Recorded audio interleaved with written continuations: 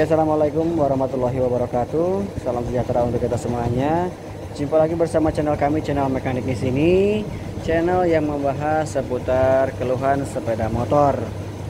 Kali ini keluhan dari motor Mio J ya, dengan tagline-nya atau teknologinya YMZFi. Ini motor tahun 2013 teman-teman ya. Di sini teman-teman kita informasikan semuanya ya. Ada keluhan dari pemilik kendaraan motor langsung ngelos begitu saja di jalan.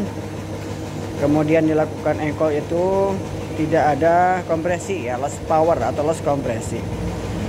Nah, ini kita sampaikan dalam kondisi kali ini hanya menyampaikan penyebab loss powernya atau loss kompresinya di motor Mio J series atau 54P series kode mesinnya.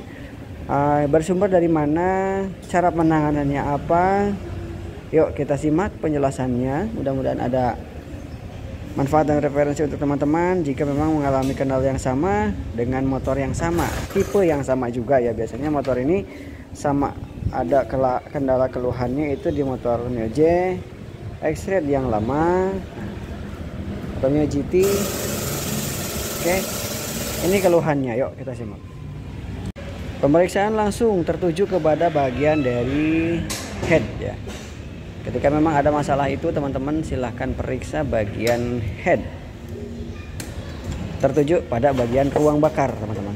Nah, mekanik langsung membongkar, mekanik langsung memeriksa untuk bagian-bagian terkait. Di sini memang ada sudah perubahan atau bagian dari modifikasi piston ya. Ini bukan piston standar dari Yamaha atau Mio J atau 54P kode mesin series ya. Ini sudah ada modifikasi, sepertinya ini produk dari vendor lain dengan bentuk dan kondisi yang sangat berbeda dari karakteristik piston dari Yamaha ya. Oke, kita tidak bahas itu. Kali ini kita bahasnya adalah kenapa dan apa penyebabnya ketika motor Mio J series ataupun motor apapun itu ada kendala loss kompresi atau loss power. Di sini teman-teman bisa kita saksikan. Untuk terlebih dahulu kita periksa bagian dulu permukaan kepala piston. Nah, di sini banyak sekali penumpukan kerak ya, atau sisa karbon, sisa pembakaran atau campuran pembakaran itu di sini tertumpuk di bagian dari kepala piston ya teman-teman ya. Oke, di sini kita sebatas review terlebih dahulu pembukaan awal. Lanjut ke bagian dari silinder nih. Ini silinder aman ya, tidak ada baret. Oke, silinder aman. Dan lanjut ke bagian dari head teman-teman.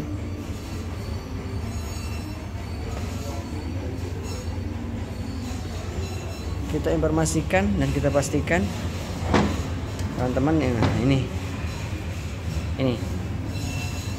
bagian ruang bakar teman-teman, kita juga periksa dan pastikan di sini.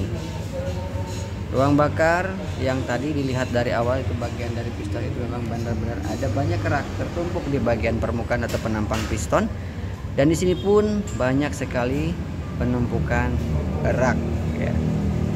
Nah, jadi banyak kerak tertumpuk dan menempel di bagian dinding permukaan dari ruang bakar.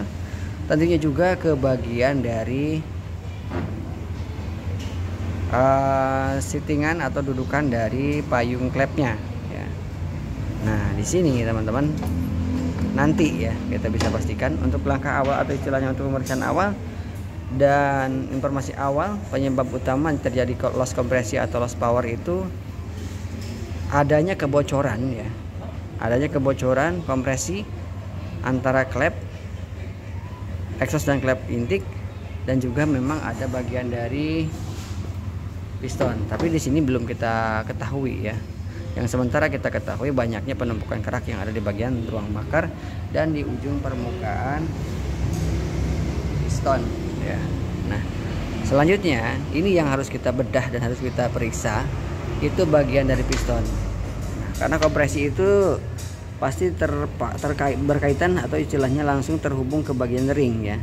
Jika ring bermasalah berarti kita bisa pastikan masalahnya muncul adanya loss kompresi atau loss power itu dari ring piston yang bermasalah. Tapi setelah kita periksa dan setelah kita amati secara detail, untuk ring piston tidak ada masalah berarti teman-teman ya. Tidak ada masalah macet di bagian ring tenaga ataupun di ring olinya. Semuanya masih dalam sirkulasi yang normal. Tidak ada salah satu ring piston yang macet ya, atau penyebabnya adalah kompresi. Oke, berarti ini salah satu penyebab atau istilahnya salah satu terduga ini kita bisa skip, dan ini bukan masalahnya, bahkan berarti bukan dari ring piston ya. Nah, ini untuk kemungkinan yang kedua, masalah yang terjadi ketika ada loss kompresi adalah bagian dari settingan dan atau istilah dudukan bagian klep, payung klep ya.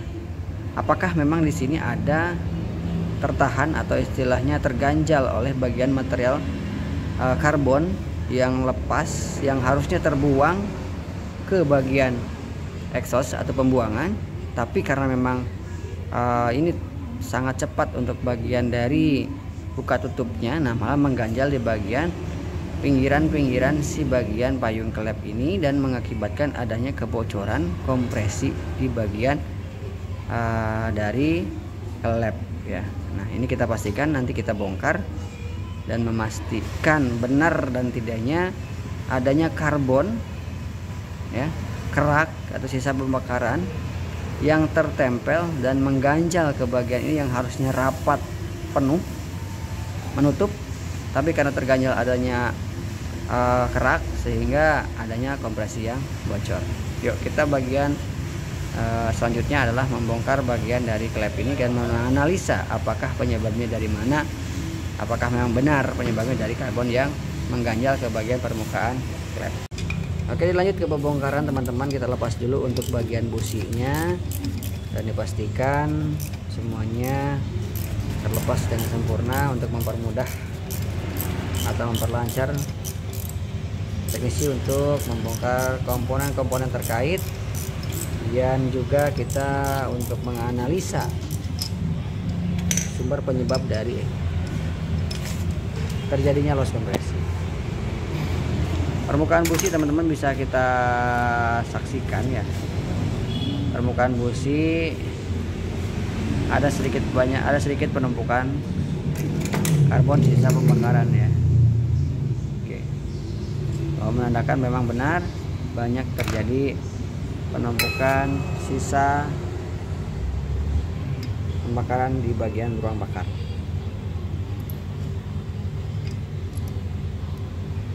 Kita lepas satu persatu untuk komponennya.